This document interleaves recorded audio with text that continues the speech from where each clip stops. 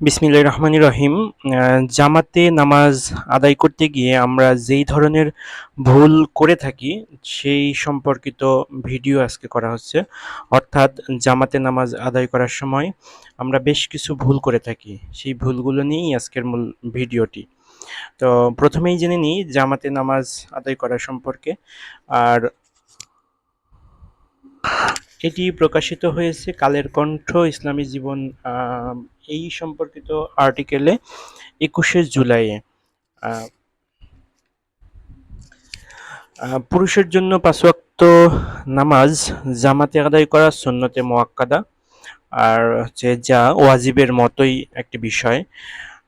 জামাতে নামাজ আদায় করতে গিয়ে আমরা নিচের যেই ১০ টি ভুল করে থাকি। ১ নম্বর ভুল হচ্ছে কাতার সোজা না করা। জামাতে আদায় করার ১ম ধাপ হলো কাতার সোজা করা। আ মহানবী হযরত মুহাম্মদ সাল্লাল্লাহু আলাইহি সাল্লাম বলেছেন, তোমরা অবশ্যই তোমাদের কাতার সোজা করে দাঁড়াবে, অন্যথায় আল্লাহ তোমাদের শত্রুতা ও মত ভিন্নতা সৃষ্টি করে দেবেন। বুখারী শরীফের হাদিস নম্বর ৭১৭। তো নিয়ম হলো মসজিদে কাতারের জন্য যে দাগ দেওয়া থাকে তাতে পায়ের গোড়ালি রাখা। আচ্ছা, ২ নম্বর যেই বিষয়টা আমরা ভুল করে থাকি সেটা হচ্ছে কাতারের মধ্যে ফাঁক রেখে দাঁড়ানো। তো আমরা কাতারের মাঝখানে অনেক সময় আরেকজন দাঁড়ানো যাবে এতটুকু পরিমাণ ফাঁকা রেখে দাঁড়িয়ে থাকি। এই বিষয়টিও জামাতে নামাজ আদায়ের ক্ষেত্রে একটি ভুল। আর ৩ নম্বর যেই বিষয় সেটা হচ্ছে সামনের কাতারে জায়গা খালি রেখে পেছনে দাঁড়ানো।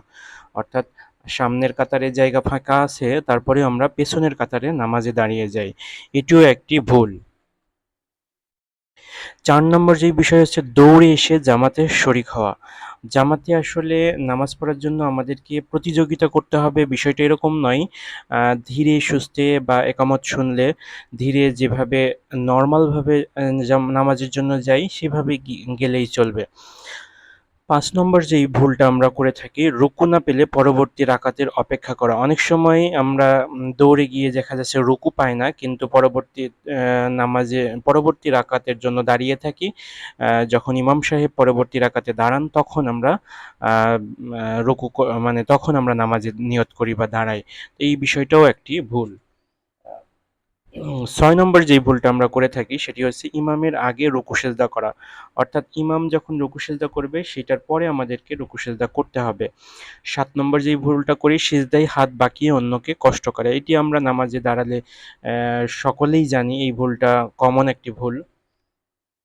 ৮ নম্বর যেই ভুলটা করি ইমাম সাহেবের কোনো ভুল হলে আমরা লোকমা দেই না। এটি একটি ভুল।